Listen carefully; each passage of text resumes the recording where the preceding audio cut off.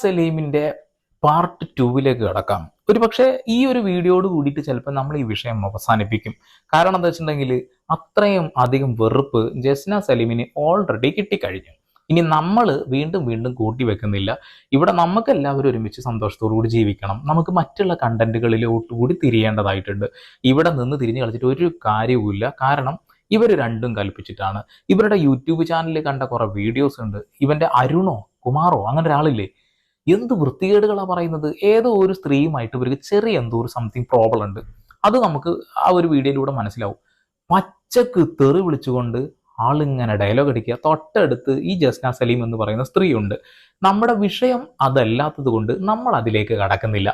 നമ്മുടെ വിഷയം എന്താ വെച്ചിട്ടുണ്ടെങ്കിൽ ഗുരുവായൂർ അമ്പലനടയിൽ ഇവർ വന്ന് ഉണ്ടാക്കിയ പ്രശ്നങ്ങൾ കാരണം കോടതി ഒരു കേസ് എടുക്കുന്നു. കോടതി എടുക്കുന്ന കേസ് ഒരു വിഷയമേ ഇല്ല, ഞാൻ നിയമപരമായി നേരിടാം എന്ന് പറഞ്ഞുകൊണ്ട് ഇവിടെയുള്ള